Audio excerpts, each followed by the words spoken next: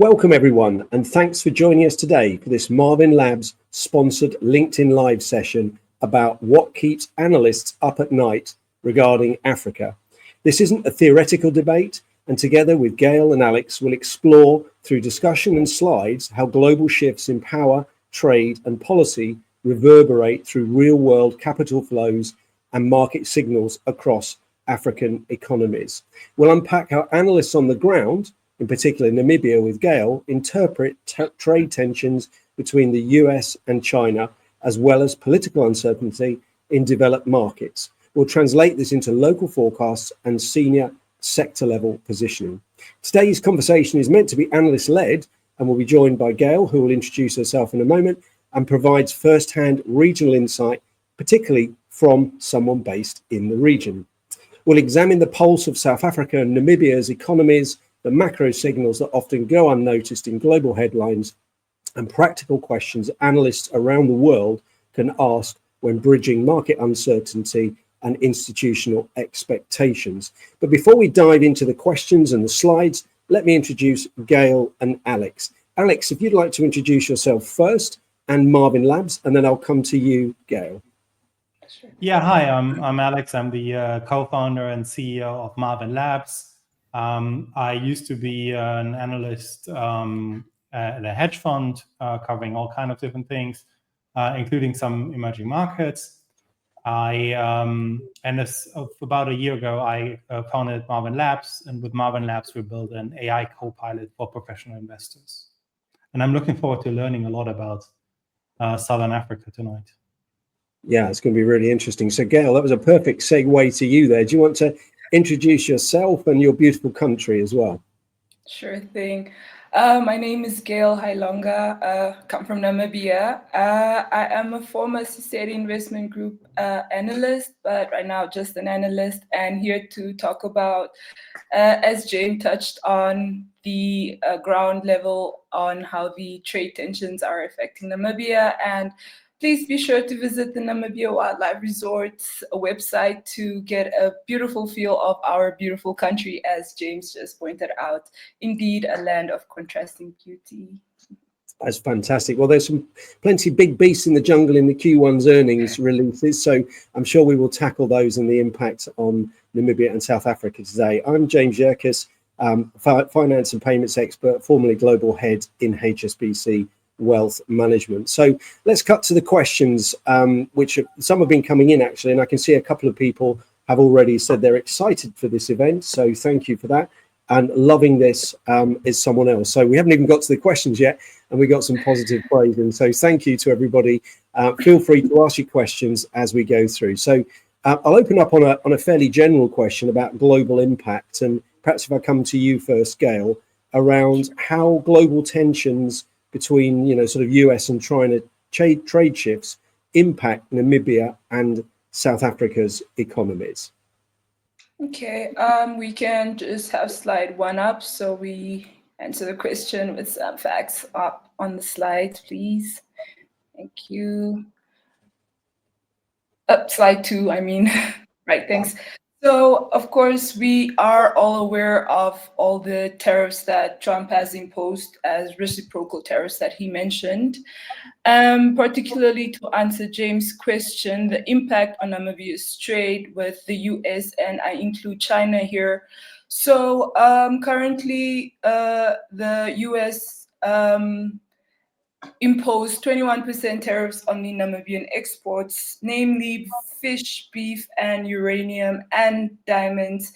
This tariffs that has been imposed on the Namibian exports just make these products way more expensive in the US markets, and it makes it a lot more challenging to compete with the US products in the US. And then China's role in Namibia's economy is quite vast. So China is a major trade partner in Namibia, and they usually import goods like base metals and minerals. As we all know, China is one of the major manufacturing hubs in the whole world globally. And with South Africa and Namibia's relationship currently, and currently as we speak, the Namibian dollar is pegged to the South African rand, and political stability in both Namibia and South Africa is crucial to maintain investor confidence, and especially when it comes to currency fluctuations. And then diversification and trade agreements. Namibia can strengthen regional trade agreements with Southern African Development Customs, Southern African Customs Union, as well as the Africa Free Trade Agreements, where they can explore new partnerships beyond China and the US just to help mitigate risks. And Chinese investments in Namibian infrastructures, namely mining and energy sectors, have increased greatly. However, there are some concerns regarding economic dependencies as well as environmental impact remain. So that is to answer the question on the trade tensions. Yeah, I think it's a very good summary, Gail. I think you did a very good summary there, some of the trends and some of the information. Before I respond, Alex, any thoughts from you, given your interest in the region as well? Yeah, so I mean, I'm quite fresh for the region. I don't have any applied investment experience around there.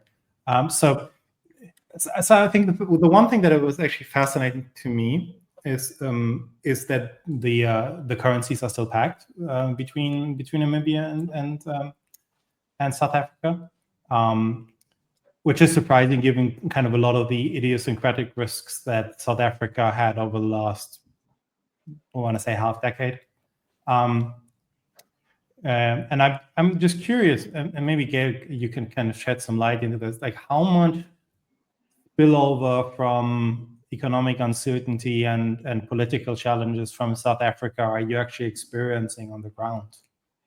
Well, mostly because we import a lot of our goods from South Africa, and right now the power shortages in South Africa impact us greatly. But to say the impact on Namibia isn't so great, because I think South Africa has managed to maintain quite a good relationship with Namibia, whereas whatever is affecting their country doesn't necessarily affect us. So, I mean, apart from inflation, which is at 3.6%, which is down from 4.6 in 2024. So maybe inflation affects us, what's happening in South Africa, because of obviously power shortages, and it causes a lot of disruptions in businesses. So that does affect us in terms of prices. So I can touch on inflation as that. Yeah, I think it's interesting, isn't it? Because it's almost like virtually every country, I can't imagine you can find many that hasn't been impacted by sort of some of the global tensions in the last 6 months and some of the things brought in. I think for Namibia and South Africa, they sort of both feel the ripple effects of those, but in different ways. I mean, Namibia is obviously much smaller and more export reliant than, say, South Africa, but yet I think Namibia's dependence on Chinese demand is much sharper probably than South Africa's. So any tensions within those relationships are bound to be felt in a ripple effect, but differently between Namibia and South Africa. And like Alex, I was surprised, despite having spent many years in foreign exchange in several banks, I was I'd lost sight, I think would be the right phrase, lost sight of the fact that you were a pegged currency, which is really interesting. Have you got any thoughts on that? Because obviously the currency fluctuations, not just obviously between Namibia and South Africa, but around the world, currencies have been fluctuating, particularly since sort of February, quite significantly, which has big knock-on effects for hedging forwards, participating forwards, etc. So just wonder what your thoughts were around, not only the global tensions between US and China, trade shifts, but what you're seeing on the ground around currency fluctuations that you touched upon.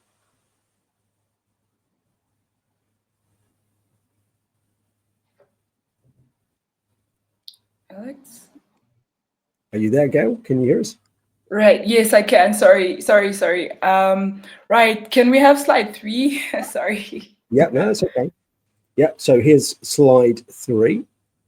Yes. So in the sense of the currency fluctuations and all of that, like I've touched on, the leadership and policy signals also kind of counter into all of these issues. So political stability is very crucial for investor confidence. As I mentioned, in both Namibia and South Africa, political stability stems one of the most important factors, because the currencies are pegged, and anything that happens in South Africa has a ripple effect in the Namibian economy. So that necessarily touches us on the ground. And then the trade tensions between the US and the China also impact Namibia's commodity exports and infrastructure investments, particularly because, well, as the US and China also had their scuffle between the trade tensions, it necessarily does mean that it could benefit Namibia greatly, because as China looks for other partners apart from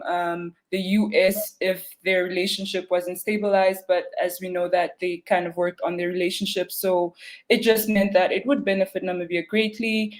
And then regional market snapshots. So Namibia is a commodity-driven economy with mining at its top, with diamonds, copper, and uranium. But we all know that diamonds currently facing a challenge with the lab-grown diamonds. So that diamond sector is quite facing a challenge. And then South Africa's economic challenges, including the power shortages as well as policy uncertainty also affects Namibia greatly, as well as it also affects our investment flows. And then institutional investors are focusing on Namibia's green hydrogen and oil exploration sectors as a way to look for investors outside of our norm, which is our mining sectors. So that's just to touch on your question. I hope I actually touched briefly on your question, James. Yeah, I'm very interested to open up on that point about the sort of green hydrogen and the eco piece. Can you share a little bit more about that in terms of what you're seeing in Namibia? Well, currently, I'm just seeing a lot of foreign direct investments inflows, which is particularly touching on the green hydrogen space. Not that I've really looked much into this space, but I just know it's one of the emerging topics currently on Namibia, and investors are quite keen on putting money down in Namibia to help with the green hydrogen space. So that's something that the Namibian economy is also looking greatly forward to, and it can benefit us greatly because it can create a lot of obviously opportunities for the youth, because currently our youth unemployment rate stands at 44.4%, and the green hydrogen comes in with incentives and initiatives of creating jobs and just making the economy look good again. And like I said, it's attracting a lot of foreign direct investments, and a lot of investors are quite interested in looking into the green hydrogen space in Namibia. So it's really looking good.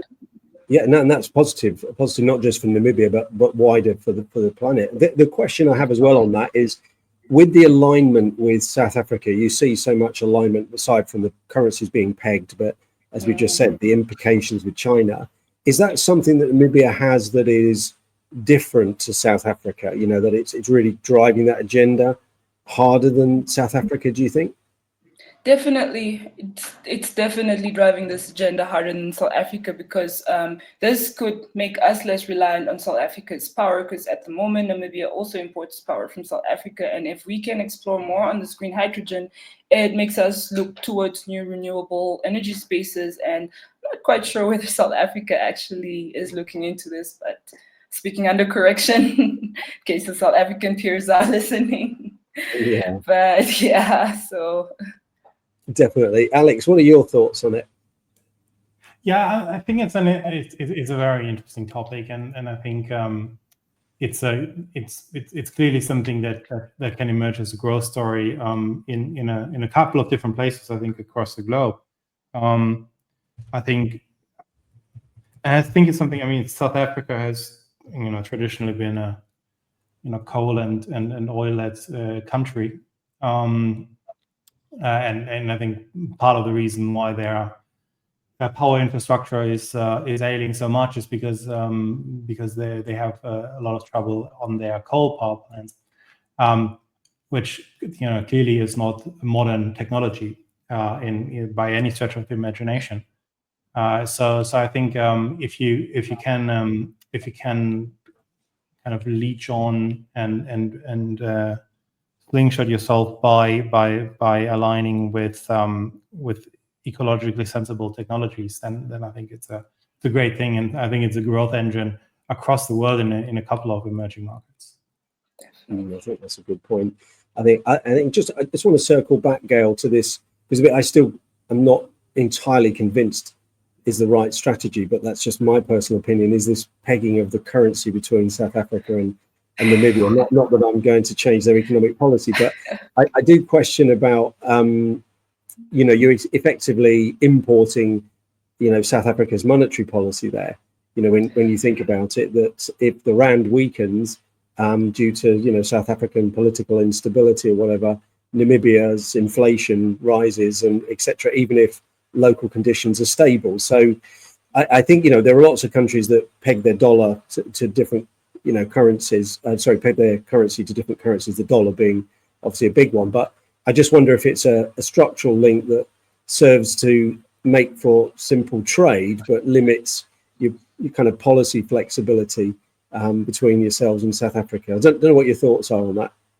Well, there's been a debate a lot about whether to peg, but currently, as it stands, in my opinion, if Namibia has to go, depeg its currency from the South African rand, we face quite a few economic challenges because, as we know, South Africa is one of the strongest economy in Africa, and us pegging our currency to a strong economy also makes us stand strong in a sense. But you are right, we do import the monetary policy of South Africa, but we do stand we do stand a little independent from their monetary policy because ours is currently lower from the South African. So the Bank of Namibia just kept the rates at 6.75%, which was a percentage point lower from a year ago. And this just helps this decision is aimed to obviously help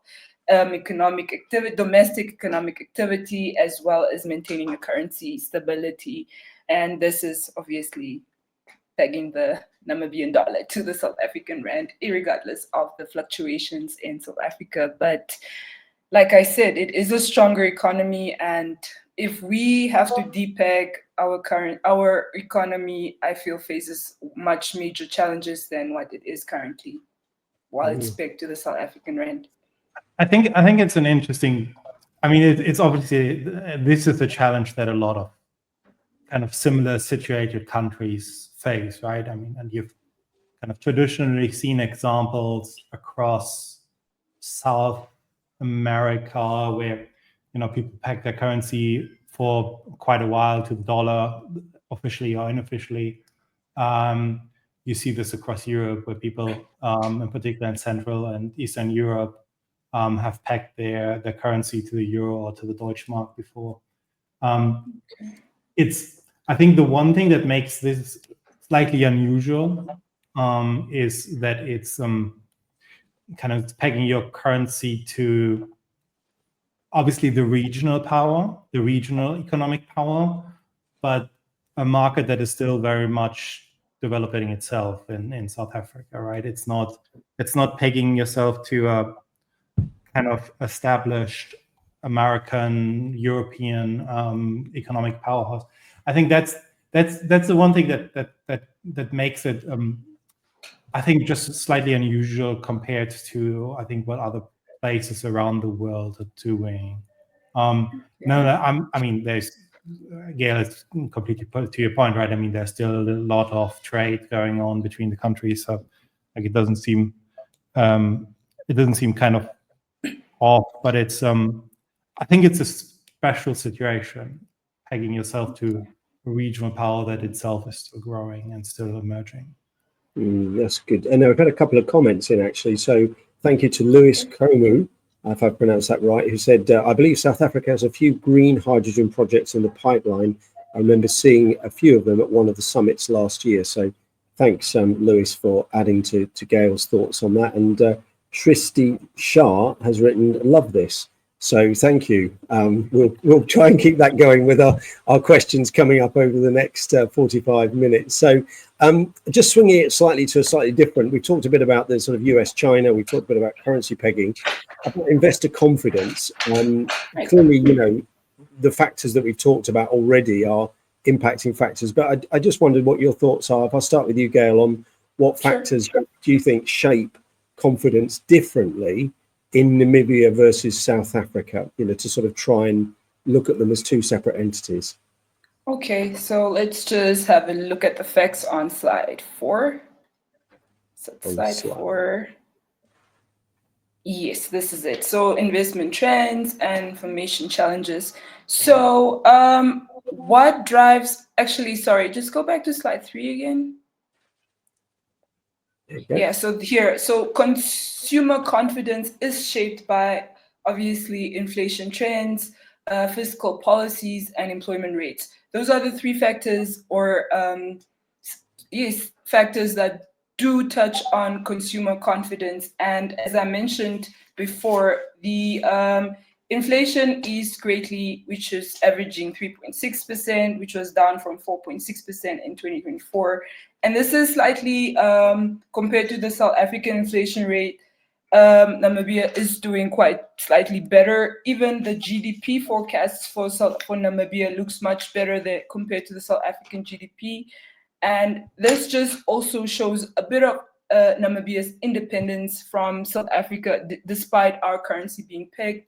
And like I mentioned, fiscal policies, I also touched on the central bank's decision to keep the repo rate steady, and as well the unemployment numbers, which are quite concerning regarding the youth, which is at 44.4%, which is obviously highlighting a challenge to integrate the youth into the labor market, as we all know that youth contribute a big portion to a labor market, because the younger people you have working, the better they contribute to your GDP. And this is a similar case in South Africa, obviously. So it's, like I said, it's differing political stability and policies that need to be obviously adjusted to cater for, you know, the economy. Do you think from an investor confidence point of view, Namibia is seen as more stable than South Africa, or are they about the same? I have to start with South Africa, because obviously South Africa now faces some challenges with its power shortages, and now more recently it's Transnet, its logistics also face some challenges, which obviously drew traction to the Namibian Walvis Bay port, which is now one of the regional trade partners which help with logistics. And obviously it's not always so, it is one of the best options because of what's happening currently in South Africa. So to answer your question, it is a concern in both countries, obviously, but I think Namibia stands much better than South Africa, because like I said, it's struggling with power shortages. Their logistics, their Transnet is also facing some inefficient issues, and they obviously have a lot to work on. And Namibia, it's like the opportunity cost. Namibia was able to get the better opportunity in terms of even its strategic positioning with its Walvis Bay port. It's now a better alternative compared to South Africa. So to answer your question on investor sentiment, I think, in my opinion, obviously Namibia is better positioned, but you can't necessarily compare the two, because obviously South Africa is way ahead of Namibia in terms of economic population size, but in my opinion. We'll come back to the port actually in a minute, because I've got a question on that actually. But I did actually ask a few people, the reason for asking that question as well, I did ask a few people about their sort of investor confidence bit, and they sort of saw Namibia as more stable, more on the political side, and obviously with a smaller economy than South Africa. So that's had that sort of slightly different perspective. But you're obviously in the region, you experience it firsthand every day, every week, every month of the year. Alex, what's your thoughts about investor confidence in the region? Yeah, it's I think there are two models of operating this, right? One of them is operating within the region and kind of making investment decisions a bit more on the ground. And I think the other traditionally emerging market investment model is kind of operating out of a developed market and doing the work on emerging markets from there. And I think the fundamental challenge I think every emerging market always has in this latter model is the smaller you are, the kind of more difficult it is to justify the resources to get up to speed on the market, right? Because I mean, one of the fundamental issues that I think every emerging market investor has is that it's a mixture of, finding good companies and finding political, economic environments that you're comfortable with, and that is, that complexity doesn't necessarily scale with the size of the country. So you need to do similar amount of work to understand the political and institutional risks for Namibia than you need to do for South Africa, for an economy that is, larger, mostly by factor of a larger population. So I think that's always the fundamental challenge that a lot of emerging market managers have. It's how much can you kind of get away from the big gorillas in the emerging market space, the big countries, into smaller countries. I mean, there's a lot of countries in Southern America that have similar challenges, and a lot of countries in Southeast Asia that have similar challenges, where it's sometimes hard for an emerging market investor to justify doing the work. Yeah, it's interesting on that point about justifying it. I've just seen a question in from Aum Thakar, which I think, sorry if I've pronounced that wrong, but South Africa's Protection of Investment Act, which I have actually read that one before because I've got family in South Africa, emphasizes black economic empowerment and governance, but faces criticism over regulatory uncertainty and expropriation. Gail, is that something you've come across in your sort of investor sort of confidence piece? You're aware about the Protection of Investment Act? Just wondering what your thoughts are on that. I haven't necessarily looked into this, so I'm not gonna touch on that. Obviously something to look more into, but like I said, he said South Africa's protection, so Namibia. Yeah. No, that's okay. That's okay. I just wondered. Another one in from Tristi as well says, I guess the EU gave the 35 million grant for green hydrogen plans to South Africa. I didn't know there was an EU grant for that. So thanks for covering. Clearly, there's been a bunch of comments that we didn't know about South African hydrogen projects. Yeah, and that's why I mentioned I speak under correction. So thank you to the audience for correcting me. No problem at all. No problem at all. I think if you're under correction, then we're under severe correction, I think would be the phrase to say, given your region. So just, you mentioned the port a few minutes ago. I spent some time having a look at, and I was curious about this around, we talked obviously about politics, but something about trade logistics, how they compare between Namibia and South Africa, especially with ports like Walvis Bay versus Durham or Durban, Durban or Cape Town. I just wondered what your thoughts are there on how trade logistics compare, particularly around the ports. So particularly around the ports, like I mentioned earlier, South Africa's ports faced some challenges in terms of traffic congestion.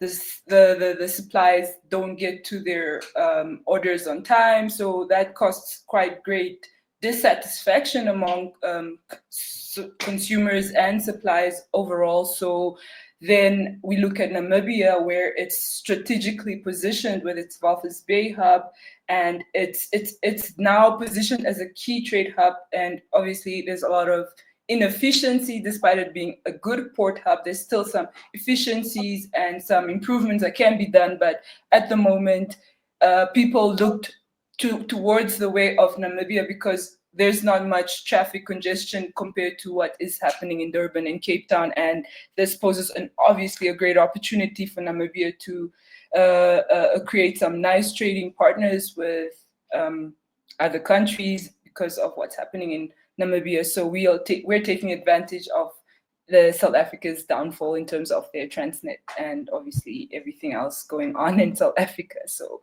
Namibia is getting the better side of it with its port and Walvis Bay. So thanks for that, South Africa. I always think that's I mean, one person's issues are another person's opportunity, and I think you've done that up quite nicely about Walvis Bay. Could benefit, I think, as companies diversify away from South Africa's sort of bottlenecks. I think would be the way I seem to look at it. Alex, what's your thoughts on the infrastructure? Yeah, I mean, I think this perennial story of Africa is the story of infrastructure, right? And I think I remember when I was still young and in university, I wrote a paper about infrastructure in Southern Africa, and by that time it was already kind of an old topic. Everybody knew about the challenges. And I think it's and it still is a big challenge.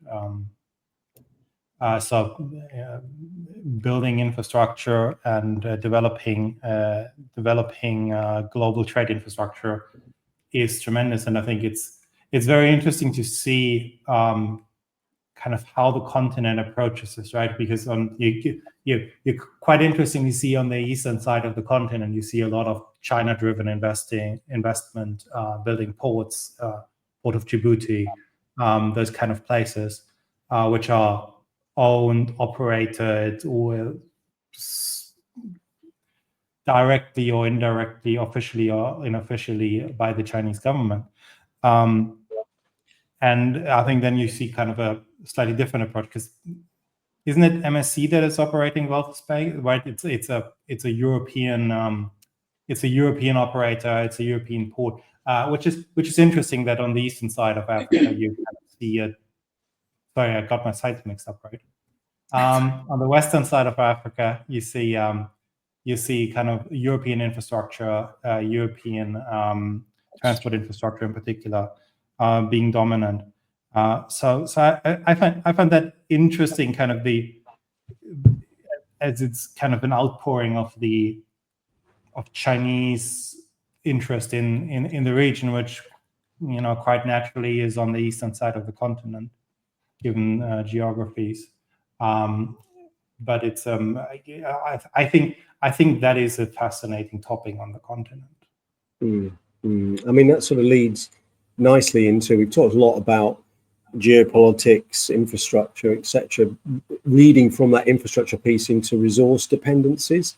I mean, Gail, you mentioned the unemployment figures in the younger group, but both Namibia and South Africa are quite resource-driven economies, and I just question for you more about how their vulnerabilities and strengths in that space compare, in the current global cycle. You take, South Africa, mining is very mature, but still faces sort of labor challenges. So just wonder what your thoughts are, thinking about the human element, the people element in both countries and economies.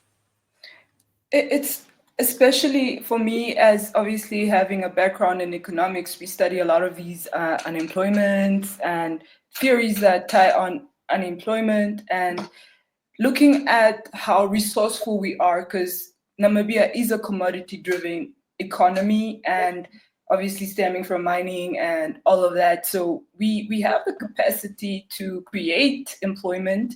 I mean, we're a population of about 3 million people.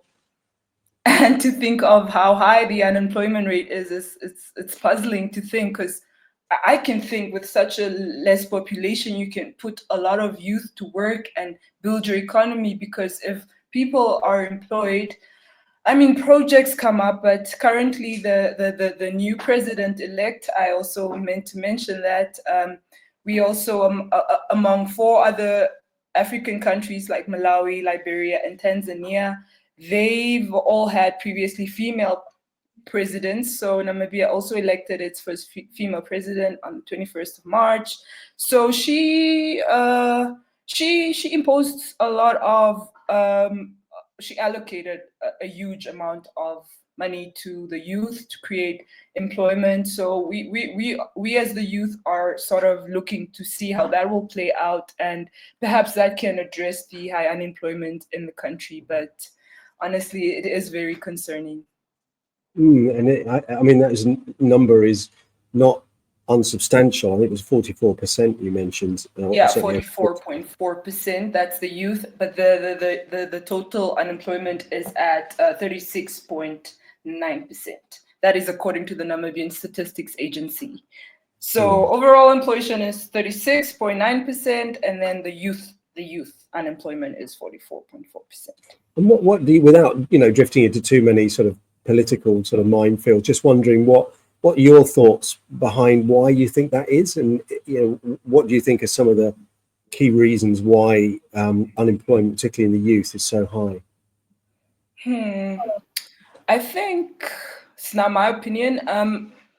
We have quite a few who graduate from university, and the job market is very limited to, like, we have an aging population of people who work longer, and then the youth is also entering the job market. So we have people who still need to retire and then become pensioners so that the youth can enter the job market. But until the older people kind of retire, we will have this problem of unemployment unless something like projects. So they also encourage a lot of entrepreneurship, so that youth can look into ways of creating their own businesses and finding work for themselves. And that's why the government's coming in with this youth incentives to give them money to start their own businesses. So that can sort of address that. But I still think of the aging population, people who've been working for years, and the youth also coming out of university, just newly graduates.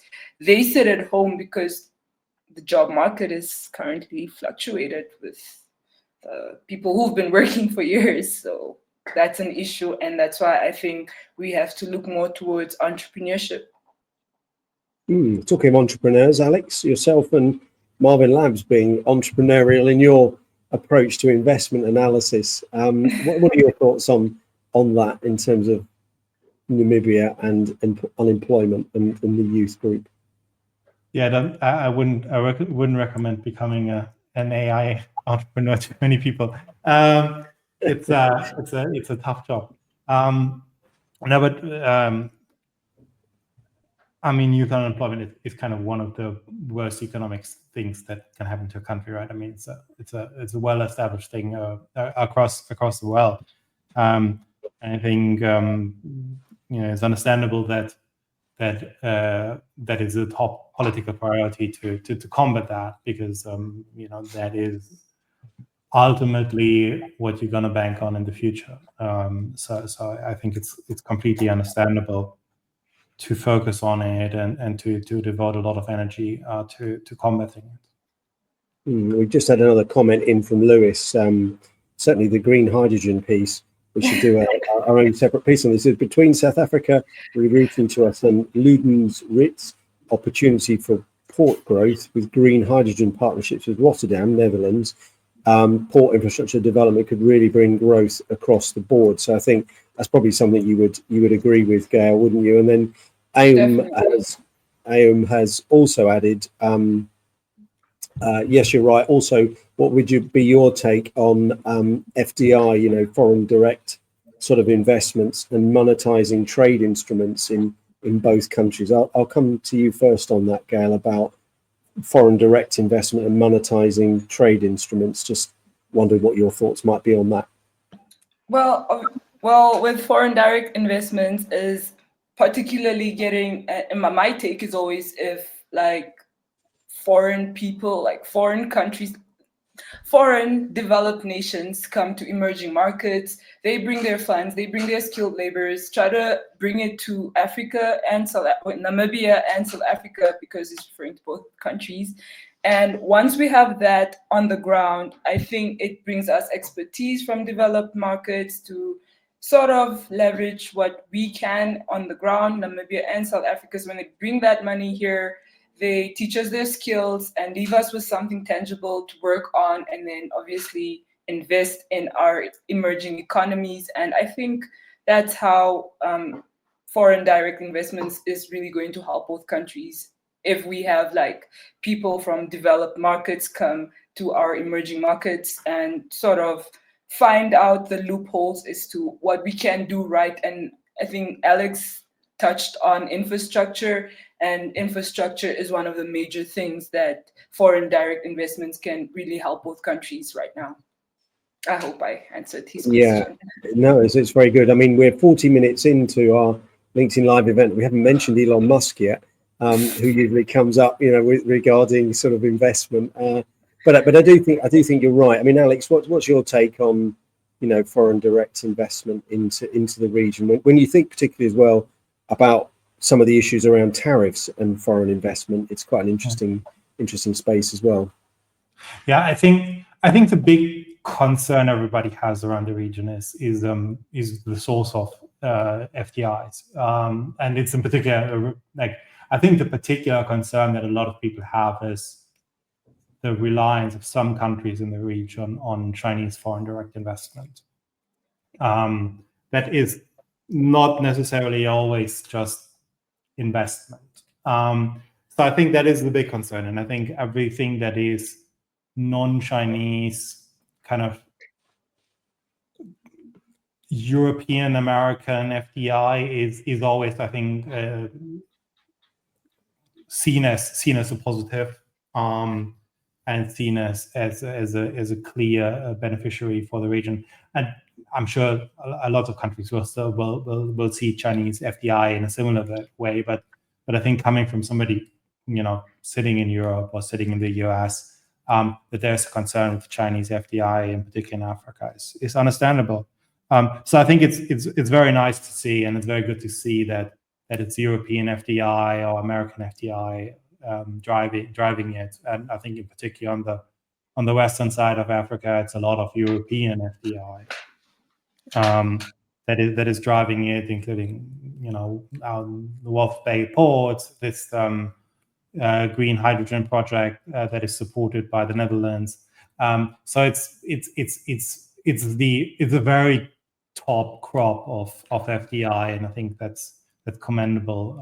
And I think it's a testament to the strength of the country and the institutions that this direct investment comes.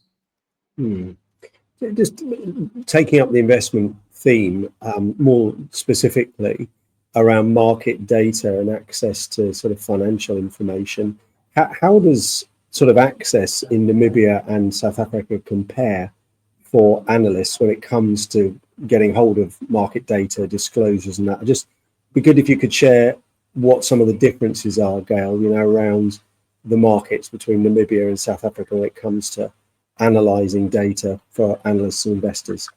All right, I think the slide 5 had some nice summaries on that I can just add more of my pointers on. Oh, sorry, slide 4. Slide 4, yes. So limited financial disclosures are one of the challenges that analysts face, because currently brokers and sell side, they have more access to, for example, management, and this makes them more informed as opposed to the general management. So that is one of the challenges that we as analysts face on the ground, and it also comes with inconsistent reporting. But again, for us, if you don't have access to the sell side, then you kind of lack updated information, because the financial disclosures are currently limited. And then local networks and primary research also help sort of bridge these gaps in Namibia's investment landscapes. And then I can touch on AI and automation.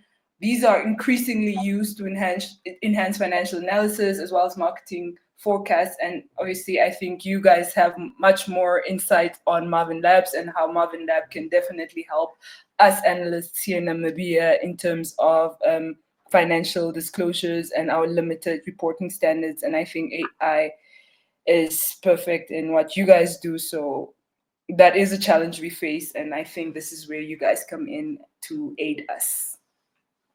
So, well, there's a segue for you, Alex, straight away into perhaps maybe help the audience. And I know we've still got quite a few people watching, around what is Marvin Labs. We've touched on it a couple of times, its inception, and then as Gail said, how it can help with markets that perhaps it's difficult to get disclosure information or even consistent information.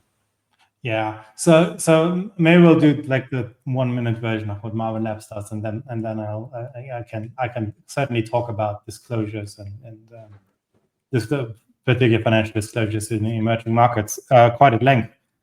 So what we do at Marvin Labs is we take financial content that's everything from kind of traditional financial disclosure documents, annual reports, quarterly reports, press releases, CL presentations, everything companies do in public with a little bit of regulatory oversight. And we analyze that, extract highlights, find the consistent ongoing stories, the emerging stories, keep track of what management promises to investors, how they perform against that. So we look through all kinds of financial content to make sense for our customers. Now, obviously, a lot of this is driven by access and quality of financial disclosure or financial content. And that is, it's a mixed bag, right? It's a mixed bag across the world. You kind of have ranging from like very regulated markets like the US, all the way to markets that are less open, less regulated. And I think that's a fundamental challenge for every investor, and it just increases the friction and the cost of making any single investment. And it's I think it's something that, quite understandably, there is some lobbying in countries against overwhelming financial disclosures, because and you typically see in emerging markets kind of the large companies being financial services companies and politically exposed companies. So you can kind of understand from their perspective a desire to limit disclosures a bit. But it is probably for the development of financial markets, it is the biggest thing that countries can do. Just have reasonable reporting standards, follow some established procedures that you import from the US, from the EU, from IFRS, from US GAAP, from whatever reporting standard, and just follow through it, be consistent, and just make it easy for investors to find information, because ultimately you want to make it as frictionless as possible for an investor who, quite frankly, his or her attention is competing. There are different markets competing for their attention, and you want to make it as easy as possible to get information, because on a net, access to information is always positive. I agree with you there, Alex. I mean, Gail, from your point of view on the ground, you're there. Have you experienced this, in terms of the inconsistency with financial disclosures, and how hard do you find it? Because currently in my previous role, it was easier because we have we have connections, or we have the brokers who provide us with the updated information. So it makes it easier for us to access the information through the brokers, which are the sell side. But ideally, just on your own, to just get access to information, to analyze a company, it's not very easy if you don't have brokers on your side. So that's why I think AI could be a big thing here in Namibia, especially for analysts. So because currently brokers, they have access to everything. They have access to management, but the normal investor who has no access to brokers will struggle. And I think this is where, like Alex mentioned, the better people have access to information, it makes it easier for investing. So that is something that is quite a challenge. So we'll really benefit a lot from that ease of access to information. Sorry, Alex. This situation where you have kind of brokers sitting in the middle and brokers having privileged access is it's an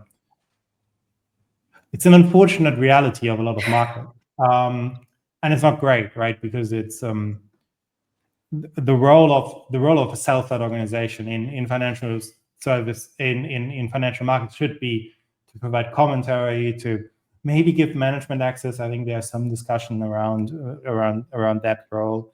But it's clearly not to be the guardian of primary information. That should come from the company directly to investors and should be easy and accessible and sane. And this needs to be enforced, right? I mean, you can't, and you have this in a lot of markets, right? I mean, it's by far not the only market where this happens. But it is very, very difficult then, because you're relying kind of on an intermediary to, provide this access, and that never really works. It sort of leads into a nice space around the sentiment models, and how AI and sentiment and guidance in particular. Alex, I know Marvin Labs has just recently launched a new guidance feature. It'd be good to get your thoughts, and then yourself, Gail, on how you currently or how AI can play a part in comparing sentiment across markets like South Africa and Namibia. What are your thoughts on that, Alex? In terms of sentiment, there'll be different between the sectors and different policies. Yeah. So one of the things that we just released is this guidance analysis feature, and where we're really coming from is that we wanted to develop a tool that allows investors some insight into management quality at scale and objectively. Because what you traditionally do to, evaluate management quality is, silly things, the firmness of handshake. Did the guy or girl or woman look me in the eyes when I sat down with them over coffee or in their meeting? It's very subjective. It's very driven by very few potential interactions, and it's predicated on having access. So what we developed is this tool where we are extracting all few forward-looking statements from management, whether this is organized stuff, official guidance, whether this is an off-the-cuff remark in a press interview, in a marketing presentation, in a earnings call from a manager, anything that really talks about the future. We'll track that. We log it. We make it testable, and then we test it when the time comes around to do that. So that's revenue forecasts, facility openings. This is, and now we talk about Elon Musk. This is the start of robotaxi, which has been often delayed, and to my surprise, certainly has happened. But it's just keeping track of when a manager makes an assessment about the future. How does this fare? Because that's one of the very few reliable indicators of management quality. How good managers are in making forecasts and how disciplined they are in just revealing their good forecasts rather than just sharing any random forecast that pops into their mind. That's a very good point, Alex. And We even got robo taxis in at 55 minutes in, so well done on that one. Gail, what's your thoughts on that? Again, on the ground, you must have encountered this firsthand. As what you said earlier about the disclosure information, actually trying to get some of that sentiment out. What's your thoughts on it? I think with AI, it makes it more efficient as to how long it even takes you to analyze a company. Traditionally, you would go through the website, go through an annual report, which is like 200 pages. But with AI, it just brings out what's relevant to you to look at. And I also have been through Marvin Labs reports that Alex sent me, and I thought this is so convenient. I just read through it, and then from there, as an analyst, you look at exactly what to analyze as opposed to reading 300 pages of an annual report. And with AI, it just makes it more convenient. It makes it faster for you to analyze the company as opposed to taking 2 weeks. You can take a good 3 hours to just look at something. And then, so honestly, I think it's to make work for analysts more efficient and just to get to decisions. And like Alex mentioned, when management makes a comment about the future, it's like we hear it from the ground and know exactly what to say, and AI just makes it efficient. Honestly, I think it's just efficiency. That's a very kind words. Thank you so much. Yeah, I think for me, I mean, I was in a global bank and it looked at lots of different markets. I think for me, there was a sort of efficiency is one thing, but the other bit, which I think is also relevant to perhaps many people listening on this call, is to be able to draw out hidden insights, the pieces that are really difficult to find. I mean, the headline quant and qual info from an investor call is relatively straightforward. It can be obviously meaningful, but to find the real hidden stuff quickly, so you pull out not only the productivity savings, as you say, Gail, not having to sit there reading a 200, 300 page report. It was quite interesting. If I take Disney at some of the recent earnings report, everything centered quite quickly on opening a theme park in the Middle East, and how quickly that was pulled out of the information as opposed to the headline stats. And the same as we half joke there about, robo taxis and so on and so on. So I think for me, it's the ability to pull out those hidden insights. And I think for markets like Namibia and South Africa, that in itself could be incredibly powerful, given how difficult it is. Namibia, for example, I would imagine, and again, you could probably, help me with this, the company websites might break news faster than formal filings, things like that if you can scan it, capture it, and as Alex said, look for those signals early, you can cue those points in real time, which again impacts an investor. So I don't know whether you find that in the market that websites break stuff faster than actual filings, and something like Marvin Labs, I think, really helps drilling quickly on hidden opportunities. I think I think the big point is so obviously doing things quickly is important. The big point I think that every AI tool and that we clearly do at Marvin Labs try to accomplish is you get consistent analysis.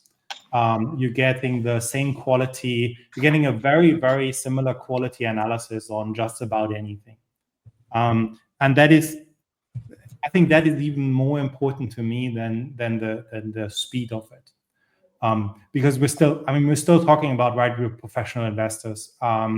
We're investing nobody is going to use AI to invest sub-second, but we're talking about an investment horizon of 3 to 12 months still for most of our clients.